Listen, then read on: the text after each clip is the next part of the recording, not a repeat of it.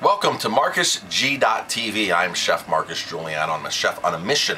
Today I want to talk about the best beef.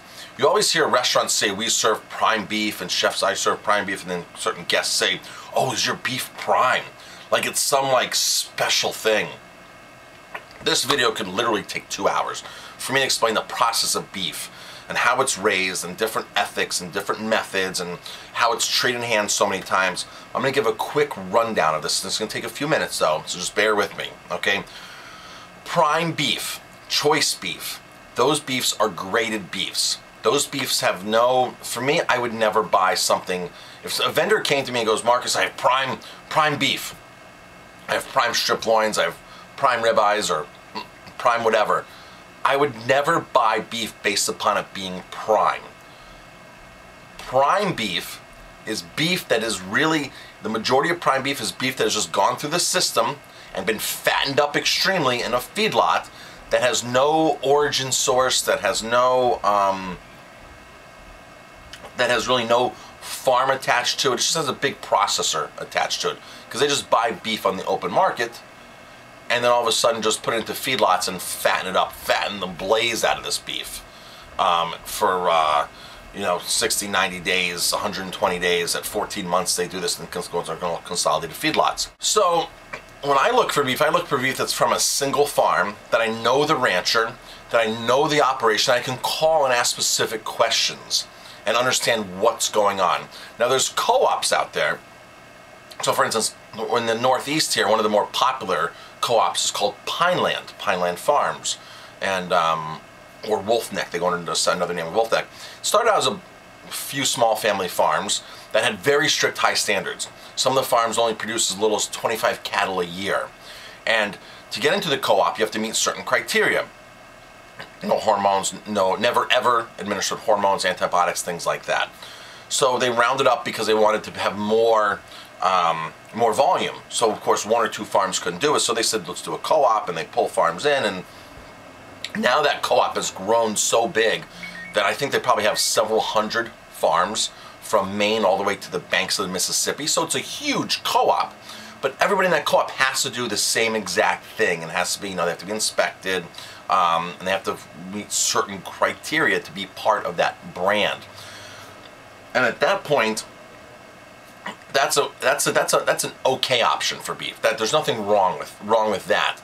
Ideally, as a chef, I want to be able to go to the one farm, one ranch, talk to one person that controls all the production.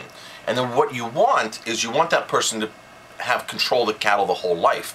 So you want him to calf the cattle, which means you want his cattle to give birth to that cattle from his own lineage, not mixing breeds and herds and stuff like that, but his own lineage, so he can have control from birth till the actual point where the animal gets processed or where it's actually being sold to the restaurant.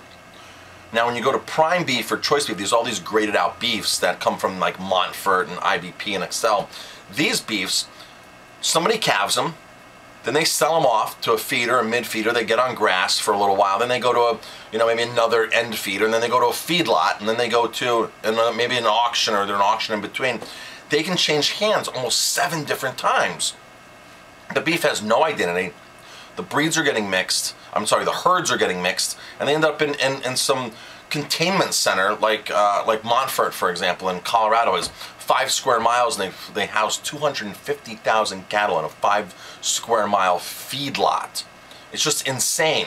But because the animal can't move, and it's being pumped with hormones, antibiotics, and it's being pumped with all this crap, everything from stale pastries to cardboard to manure, because manure is a great protein, great weight gainer, okay? That animal's just going to get so obese and so fat and so marbleized, so it's going to be a huge animal, right? That's what people consider good beef, because it grades out as prime. Okay, so places like the Palm restaurant, who serves prime beef, that's what they're serving. That's really what they're serving. They're serving animals that are extremely unhealthy, that are fat, sick, diseased, and being fed literally crap. And that's what they're charging these extreme prices for. And these restaurants just have no clue where their stuff comes from, and it's just so annoying. So when people say, oh, I serve prime beef, or we prime beef prime beef, nothing. Prime beef, my ass. You know, it doesn't mean anything to me. And really what it does mean is what I just explained. I would never serve it. I would never buy beef based on its prime. Now, if I happen to buy beef from a small family farm and the beef happened to grade out at prime, that's something different. But here's the thing.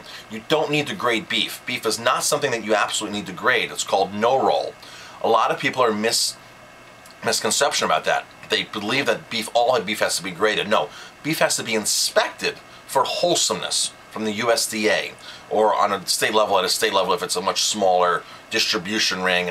Some states allow state-regulated, state-inspected meat to go into restaurants. Some don't, or a certain amount. They have quotas. But for argument's sake, if you go buy from a vendor, it's going to be USDA inspected. So we say inspected is different than being graded. Graded is an option that a farm, a producer, a packer can actually put on their beef. So of course they're not going to grade it if it comes out to some lesser thing like Select or something, or some commercial grade. But if it's choice or prime, you know, yeah, let's put a choice or prime on there. But it's totally optional, totally at the discretion. So for me, buying prime and buying choice is not the most important thing. It's where it comes from and how the relationship I can have with the actual farm.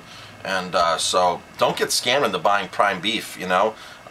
It's not what we've thought it's meant to be. It's just not what it is. What are your thoughts on beef grading and sourcing of beef? Thanks for watching. I'm Chef Marcus Giuliano.